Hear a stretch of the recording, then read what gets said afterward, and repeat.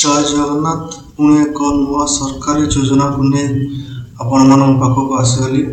ଯୋଜନାଟି ମତ୍ସ୍ୟଜୀବୀଙ୍କ ପାଇଁ।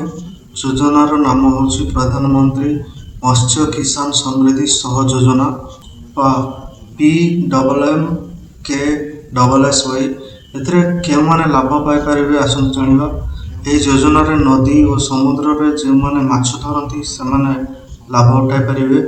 ମାଛ ବ୍ୟବସାୟୀ ଯେଉଁମାନେ ମାଛ ବେପାର କରୁଛନ୍ତି ସେମାନେ, ମାଛ ଗୋଦାମର ମାଲିକ, ମାଛ ପ୍ରୋସେସିଂ ୟୁନିଟ୍ରେ ଜଡ଼ିତ ସମସ୍ତ ବ୍ୟକ୍ତି ଏହାର ଲାଭ ଉଠାଇପାରିବେ। ଏହା ବ୍ୟତୀତ କେହି ବି ଯଦି ନିଜ ଘର ପାଖରେ ଗଡ଼ିଆରେ, ପୋଖରୀରେ ମଧୁର ପାଣି କିମ୍ବା ଲୁଣି ପାଣିରେ ଚାଷ କରୁଛି ସେମାନେ ଏହି ଯୋଜନାର ଲାଭ ଉଠାଇ ପାରିବେ।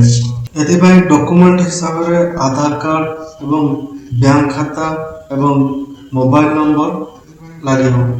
ରେଜିଷ୍ଟ୍ରେସନ କରିବା ପରେ ଆପଣ ଗୋଟେ ଫିସ୍ଡ କାର୍ଡ଼ ପାଇପାରିବେ ଏବଂ ଭେରିଫିକେସନ ପରେ ଆପଣଙ୍କ ଖାତାକୁ 74 ଟଙ୍କା ଆସିବ।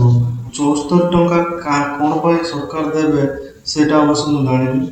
ଏଥିରେ କ'ଣ କ'ଣ ସୁବିଧା ଅଛି ଆସନ୍ତୁ ଜାଣିବା। ବହୁତ ସାରା ସୁବିଧା ଅଛି। ଇନ୍ସୁରାନ୍ସ ଠାରୁ ଆରମ୍ଭ କରିକି ଲୋନ୍ ମିଳିବ, ସବସିଡ଼ି ମିଳିବ, ପିଲାମାନଙ୍କର ପଢ଼ିବା ପାଇଁ ସ୍କଲାରସିପ୍ ମିଳିବ। ବହୁତ ପ୍ରକାର ବେନିଫିଟ୍ ଅଛି। ଯେଉଁମାନଙ୍କ ପାଖରେ ପୂର୍ବରୁ ଫିସ୍ଡ କାର୍ଡ଼ ଅଛି ତାଙ୍କୁ ପଚାରନ୍ତୁ। ଏବେ ଅନଲାଇନ୍ରେ ହେଉଛି, ଅନଲାଇନ୍ରେ ରେଜିଷ୍ଟ୍ରେସନ ହେବ, ଜନସେବା କେନ୍ଦ୍ରରେ ହେବ। ଆପଣମାନେ CSC ସେଣ୍ଟରକୁ ଯାଇ ଜଲ୍ଦି ରେଜିଷ୍ଟ୍ରେସନ କରାଇ ନିଅନ୍ତୁ। ଧନ୍ୟବାଦ। ଜୟ ଜଗନ୍ନାଥ।